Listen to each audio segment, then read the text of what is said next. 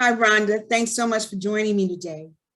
Tell everybody a little bit about yourself, what you do, and what you do for the community. Hey, my name is Rhonda Mack Minnifield, as some might know me. I am actually what is considered as a mental health educator. I work for Therapeutic Alternatives, and basically, our agent is across North Carolina, and we provide mental health um, education awareness for professionals or persons who work in local and governments or nonprofits of anybody who works with older adults. I come with you with 10 years of experience of working or a little bit more working in the geriatric world. Great. And I met you when you were with senior pharmacists. That's correct. So tell us a little bit what you want the audience to know about that.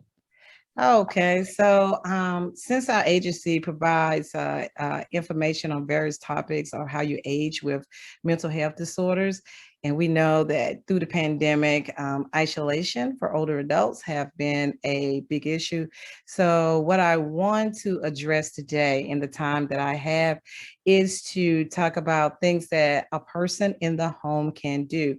I realize that there are many have made transition to go out into this, COVID world. Even we got this new variant that's coming out. But basically, I just want to share with them for those who may not have made that transition, or even if they decide to put us back into the home with the new variant, then there's some things that they can do to remain mentally well. Okay. Okay, so I'm going to share my screen with you. Okay. Let's see here. All righty. Ooh, where is she? Okay. Let me get down right here. You still see me? I can. Okay. All right. Let me open it back up. Sorry about that, guys. Here she go, right here. All right. And you see me? I do. Okay. All right. The slideshow here. Or the view screen here. Okay. All right. So basically, I just wanted to share with you a little bit about what to do when you're at home. Okay, there's a lot of times that a person at home and they find out that either the seniors are not active or they are just sitting around and not taking care of not only their physical health or their mental health. And so I wanted to just drop some tips for persons who are at home or have experienced isolation, and isolation brings depression or it could bring anxiety. But what is it that they can do to be able to stay mentally well? And so basically, as I continue to talk, you're going to notice that I'm going to touch on some of the areas of the 8-dimensional wellness, because I realized too that resources become very limited. And what can you do to be able to draw resources in your home through some of the things I'm going to talk about? So if you're at home and you're a person that are in the homes, this is things that you can do. The first thing you can do is rally, around with your friends and family. And I know we were at one time that we were isolated and seeing friends and family was a challenge. And now it's a little bit more, we can see them. But for many, there are many who just feel like that, they are not ready to make that transition. And so even though you can't get to them personally, but there's some things you can do to stay in constant contact with that person. And one of the things is always calling and checking up on that person. So if you call and check up on that person and just make sure that let them know you care, that would do a lot for the person who is in their home. Because a lot of times you find older adults who have children who are either too busy or spread it out across the world, and they're the only one that is here. But just giving them a call to show them that you really care and that you really, really can bring out a positive aspect of their lives. Now, there are sometimes you can get together and rally. I know that we're starting to open up a little bit, but we still got to have those measured precautions as we are often told to have during this time. The second thing, okay, you can do, all right, is to, and I call this the foodie things to delight your taste buds. And I was like, this is the perfect opportunity for a person to take some of those meals that they get, because a lot of times they have boxes and drop off with foods, but this is a time for you to be creative in how you create your food, or you can bring back a recipe from back in the day. And so if you think that's something that's enjoyable, you can either write it out, share it with the people on your floor, or if you want to become very resourceful and making something out of it, you can become a person who creates their own cookbook out of the box. And I was saying previously is that having something like this, you could create a book called Out of the Box, a cookbook. You don't know how people would love to have that. And because not only that, you're given a creative way. I am so sorry. Do we need to start over because my dog is barking? No, this is life. Go ahead, dear. Okay. Sorry for my dog barking. I never knew that he was going to be a part of it, but I think he hears Joyce's voice at this moment. It's very sensitive. What I want to say is not only are you staying nutritionally well, but you're taking an opportunity to share something in your community. And that's what it's about, staying community connected as you continue to stay well during this time. The other thing you can do is, oh my God, and some people, this is a task for them, but reorganizing your home. Okay. So you saying, oh, I have nothing to do, or I'm isolated, but you look around and there's a whole bunch of things that are in the house, because we know that collecting items over years of time, we can create a clutter. And one of the courses we teach about hoarding. And with hoarding, we found out that it is considered as a mental health illness for some people, because they create all this buy these items or just buy things just because. But it can become a purging season for you. You can look around and say, I am ready to get rid of those things that no longer serve me. And so you can start reorganizing your home. And I love the image here about reorganizing, because here you see different colored totes. They never threw away anything. They just put it away in a different way. Because I know getting rid of things with seniors sometimes can be a challenge. You go in there and try to throw grandma's old figure, little art piece away, and that thing been in her life for almost 20 years. I don't know about you. You just gonna have something to deal with in that manner. But reorganizing your home, and the reason why this is so important is because that, number one, just clutter can create falls, and falls can create situations, and it can put you in a place that you so don't want to probably be in, or it can decrease the chance of having injuries. And one of the things I learned at a health fair is that they do have professional organizers. If you don't feel comfortable, like you can't do it, and I know we have this whole COVID world, and I'm pretty sure they can tell you how they go about doing that, but at least they can tell you how to start.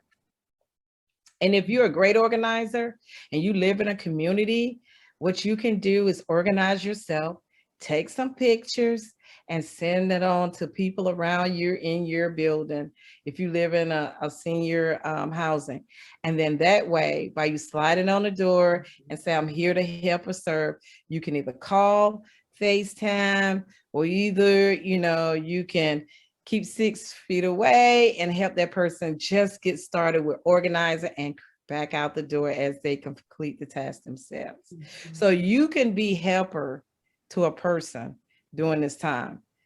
The other thing here you can do is have a makeover with your wardrobe. Oh my goodness. I know somebody else's, as they say, your trash could be my treasure. But now they're doing a whole lot of stuff with things with makeover. And I remember just saying this to a group of seniors, is like, this is an opportunity for you to put something around and say, hey, if you got things that you no longer wear or don't serve you, then let's do what is called a a day of thrift store day. And it could be say, hey, we just going to do black and white day, or it could be a day of jobs. Like a lot of seniors are looking for opportunity. Say everything about a white or a black dress that considered as looking for opportunities. If you got something white or black, a dress shirt, bring it on down. And then the proceeds can go to something or some event that is desirable to have at that community. So what we can do in that way, not only you giving up things that it doesn't long serve you, but you are also helping the facility that you live in so that they can have developed programs that can be able to help you. And so again, if you're a great organizer, this is a time to shine because you can help somebody that need to organize themselves. And also some of the things, because these clothing laying around and on the one after, it makes it easier for you to find and locate. I love this one right here because I thought, this is a good time to talk about growing things that's gonna, you think about to help you grow too, because as they grow, you grow. And you can be a person, if you don't have access to a garden or not a part of garden club, you could take these herbs and grow it in your home. You can take one or two and you could become the lavender girl or the person who grows lavender. And then if you can put all the things that lavender does on a small piece of paper, like the hot two things that you know that the person next to you talk about, because you might have a thing where the person says next door, I can't sleep, but you dry some lavender for her, put it in a cheesecloth and say, hey, try this under your pillow. All of a sudden the person sleeps well. And they'll be like, that piece of that lavender that you gave. Next thing you know, you have created a resource for yourself. You can sell those small bags of lavenders for a certain price. And then all of a sudden, you have gained wealth for yourself. And this is the thing, not only that, but you can find the health benefits of each herb and see how it serves. You can find it on a wellness level and you can find it on a food level. Like what goes well with chicken. I don't know. I'm growing rosemary, but rosemary on chicken is the hottest thing going, you know? And so you clean that rosemary well and share it with your people around you, and you don't know. And they, instead of buying herbs at the store, they can be like, hey, you got some rosemary? And all of a sudden your rosemary that you have becomes a hot item on that floor. And so what am I saying here? You have opportunities to not only grow things, because growing things in your home give you a sense of ability to be able to find your time of doing something. That's the key. If you isolate it, do something instead of not doing anything at all, because we're opening up ourselves for all these other mental health disorders. But there are times that people who are isolated and they have mental health disorder, and we can talk about that and what to do. This I love so much because this is considered as a support group or fulfilling your dreams and writing them out, or because isolation gives you the time to have a writer's dream. And so you remember the day we used to have pen pals where you could write the note to the person. And so you may not know your neighbor, but there are numbers on all the doors. I would say you can take a sheet of paper, and what the person can do by floors, like Miss Joyce could cut, like if it's 21 rooms on the floor, it'd be like 121. You go all through the whole thing from 100 to 121, cut it up, give everybody a bag, and say every day you send a positive message to that person. You don't know the life you have saved that is in that home that is isolated. You don't know what person's spirit could be uplifting, or what person who thinks about depression that no longer, they might suffer from it, but you found a way to bring some clarity in the midst of it until they can get some help or talk to someone about the anxiety, depression, or etc. It's about staying mentally well while you going through this tough time of being isolated. And so not only if you don't want to do that, it could be journals bought. And this is a creative idea. You can buy journals, and you would say every Thursday you would circulate a journal. So it will go in counterclockwise for everybody that wants to participate. So you write the thought down and say whatever you want to say. You pass it to the next day, next person. Person got to next Thursday to write you a comment based on that. Next person. So not only that, you stay in connection with that, with the people that are around you. Because some people will get a joy out of reading what somebody else has to say about them. And say, last week, I remember what you said in that book. And I'm going to tell you what, it brought joy to my soul. So that the next time, or they feel isolated, or they feel like they're being not mentally well, they got something to reflect on and go back on. It's about reflection and connection in this moment. And so having that writing support group would be fine. If you feel like you don't want to get out and do this, you could do it by telephone. And what I mean by telephone is that you can pick a topic, have them to write about it, and run your own topic show and have your own show on a conference call. And conference calls are free. And say, today we're going to talk about, if you can go any place in the world, where would it be? And tell me why. And so you have that time to talk to people, and you can be the leader of the group in your own home. It's about utilizing the skills that you have that is all around you. So having a writing dream or having a writing support group would be an awesome opportunity. The other thing I love right now is I love that you're never too old to start a business.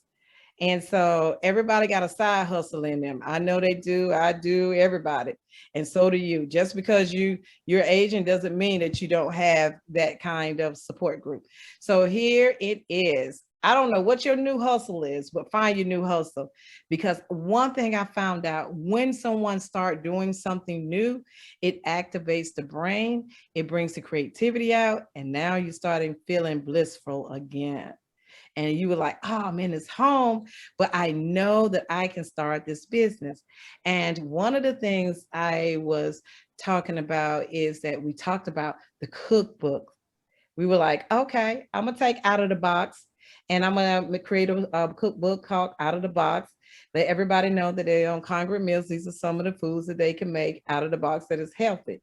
And so I need a business plan where if you got 4 or 1 grandchild that know the way of social media, they can put your book online. And all of a sudden, your book could be sold, and the proceeds could, to be either come to you, or you can decide to use it as a charitable opportunity for the rise that you live in, or the home that you live in, or the community. But listen, you are never too old to start a business. Whatever I tell people all the time, whatever that you had a desire to do, you still can do it in a better way or creative way. And if you know you can do it, or something you want to do, then do it. The other thing here I love about this is it says time to get the creative juices flowing. That means that everybody got some creativity in them. Look at this older guy here. This older guy decides he wants to paint, and because somewhere in him there is an artist, and somewhere in you is an artist. There are canvas boards you can buy. Get them donated. And I would say, just like they have this thing called Sip and Paint, instead of having this Sip and Paint, you can have some other creative night for seniors. And you can spread 6 feet apart, and you can put up the canvas board and just have a person to come in, and you then just have them to paint. One of the therapeutic things that I've seen happen recently around Sip and Paint is that they found that to use it as a therapeutic moment, other than painting a piece of art that you've seen in front of you. They put a person in front of them that had on like a clown outfit. And so they said, I want you to paint or draw your favorite part. People were like the nose, they thought the mouth, they thought the bunny ears. But this opened up a dialogue for you to talk about, why was that so important to you, and why did you find it was what was special about you painting the ears? And they were going to the story of, when I was little, I had a rabbit.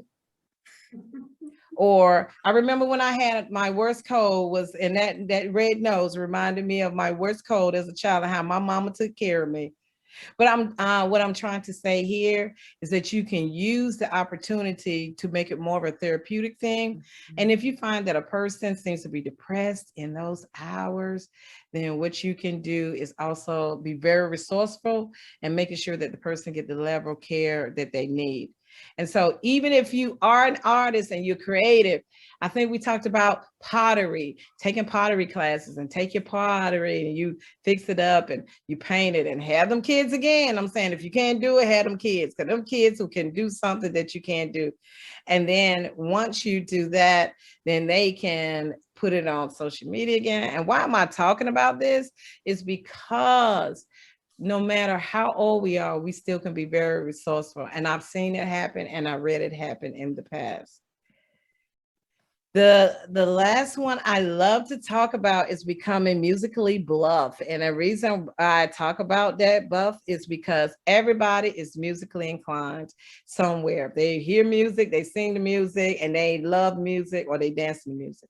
The two things that bring community together is music and dance. We don't look at color, age, creed, where you're from. If you want to dance, you can dance, because a dance is just a dance. If you want to sing, you can sing. A person can walk up in a house and start singing. All of a sudden, it becomes that true altar call that people start looking at, that unites the fire. If you're in the home and you're isolated, this is an opportunity. If you ever just were like, I used to be a member of a choir, or I used to be a choir director, why not pick up that phone and sing this little or country song or something that you think your neighbor might want to hear? Or once you formulate a choir on the phone and all of a sudden y'all have that singing night, and have it recorded somehow. And if you record it, the people can hear you singing through the pipes. I don't know, the chord lines considered as the pipe. But what I'm trying to say is this is an opportunity to bring, not only uplift a person's spirit, but also getting them to be mentally well, to know that you gotta stay connected. If you play the trumpet, play the trumpet. I don't know how you're gonna play the trumpet without disturbing people, but getting back to that first love, to the point that it keeps you young and healthy, that you can age well. Here are some tips that I got from NC BAM that I thought that was great about outreach and community ideas as we transit. One was old-fashioned tent revival, because a lot of us remember that, but we still got to practice what we are doing now, 6 feet apart, just have limited people that come, sell tickets to say, we only can hold it for 10 people, but we'll do it 3 times so that we can get 30 people that we want to attend. The other one, I just talked about singing, a gospel singing, have them show up, just get that reflection, or we just talked about just doing it over the phone. If you drive, this is a good opportunity. Ms. Joyce could set up at JJ Henderson and put the screen out there and have 4 or 5 cars to sign up and just watch some movie. And all of that, popcorn is served. We'll get it donated from some agency or some company that makes popcorn. Serve it while you're in there. And I believe at this movie theater, they got it tied up with a radio station that once you turn that radio station dial, then it comes through your car and a car speaker. Right. So that makes a huge difference. The other one, because we're walking into the fall, which is a fall tailgate party, we can put our cars in a big parking lot, spread out, let people pop the trunk, have a little tent, let them yell across the parking lot as possible, or 6 feet distance, wear your mask. Now I know we're able to move it on a little, but we still have to wear a mask. But just think what that would do, and that fellowship of connecting with people. And the last one I love so much is fishing tournament, because some people that was a desire for people. And some people like, I love fishing, but they don't fish anymore because either they think about their ailments or they have no transportation to go. What it will look like if we provide this bus and we say everybody gotta, we count the number of seats and the first 20 people to sign up so everybody can have a row to themselves. We sign them up, we take them down to Jordan Lake, they do some fishing. All of a sudden, we find this one little food truck to say, yeah, we'll come and fry some fish, and then they can get fish. We give them a little voucher, or we just say, make sure it don't cost over $10. Not only are they catching fish that they probably won't bring back to the facility, but the idea of knowing that they were out there fishing and they're eating fish, Oh my God, what do you think that's going to do to the person? See, this is the thing we got to think about here, is that it's about connecting and closure. It's about staying connected, and it's about staying mentally well and physically well during this time. If they tell us that we have to go back in and close the door and go back in and just isolate ourselves for a little while, then you have something creative to do that not only will it help somebody else, or where you're serving somebody else, but you're going to serve yourself in the meanwhile. Mm-hmm. And you can bring resources back to you. And so I know I went through each one of them kind of fairly quickly, and it's due to time, but I wanted to say this in closing, and I'll come back to this. There's a slide here that I wanted to just add, and it says, a season of loneliness and isolation is when a caterpillar gets its wings. And remember that the next time you feel alone. So the next time you're in your home in isolation and you start feeling depressed, or some triggers might come back, and make sure you stay in constant contact with your doctor. And if you need additional help, like therapists, then your medical profession can provide that.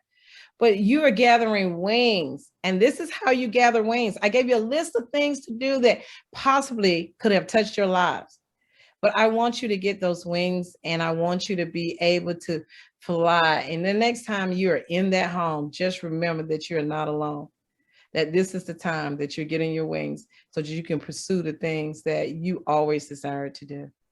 Great. That's great. So you can stop sharing for a second. I want everyone to see your beautiful face in closing. All right. All right, we're back. So everyone, I want you to know that she provides training for your agency and for your community. It's called Therapeutic Alternatives Inc. Her phone number and contact information will be at the end of this video. If you have a group of people that work with the elderly, please contact Rhonda so that she can train you of how to deal with certain issues. Rhonda, give me a rundown of the certain kind of topics that you will touch. Okay, it depends on who my audience is.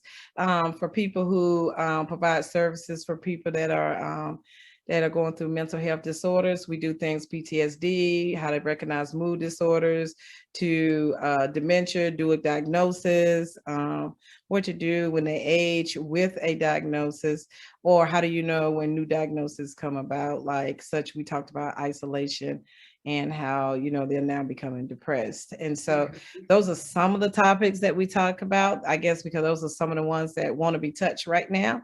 I highly request it, not want to be touched, but there are much more we do. We do things like we talk about how to stay well, healthy, well during this time, and other topics. So, and once you contact me, I can tell you what additional ones that we're talking about, or Great. I noticed that on the flyer, and I'll also post that as well. Being with the housing authority, sometimes we run into a situation that a manager wants us to talk to a senior about hoarding. So you do offer training on that as well. I do. I mean, I didn't realize, I see it on TV before, but I didn't realize as we age, it becomes much more of an issue as we age. And because a lot of times older adults are reluctant, or anybody that's hoarding, reluctant to give up, you know, the things, because everything's intended for a purpose. I'm getting this for a reason. You know, they might feel like the world is coming to an end, so they gathering all the spaghetti sauce that they possibly could have gathered, and they could be sitting for years and years to come.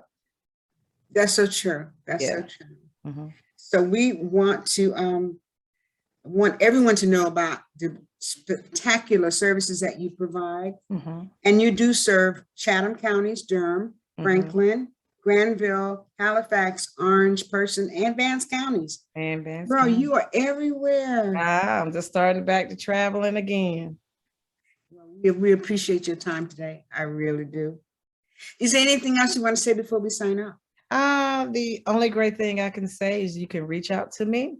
And again, I just want to echo what you said, that not only do I speak to people who are working with the aging population, but I do speak to the aging population itself. So we are doing community-based things, like we're in churches and like, you know, the places where you are. So, and much more. Right now, I'm just being flooded with senior centers because everybody's coming back. And so I'm trying to pour into them as much as I can, just in case we have to do the return due to this new variant, which I hope not. And speaking of variant, people, don't forget, we still need to wear our masks when we are in the public. We need to wash our hands frequently. And we need to keep that 6 feet distance between you and the other person. Yes, that's very important. It is very, very important. And if you have not been vaccinated, please get vaccinated and contact your local health department to get a shot. One or two. And I know that in 6 months or so, we may be able to have to get the third shot. The booster shot. I don't know much about it, but I've just heard it mentioned that the booster shot is yet to come. Right. And as soon as I find out, I will post it on our YouTube channel so that we can let everyone know when and where and what to do. Okay. Yes. All right. Anything else today? Oh no. Well, thank you for the opportunity. I'm thanking you for the opportunity. I learned a lot, I tell you, and all of those ideas, oh my gosh, I'm gonna put them into action. I believe you are. I believe you are. Well, thanks again so much for joining us today, everyone. And Rhonda, thanks for your Sunday. Oh, you're welcome. Take care. Bye-bye. Okay, bye.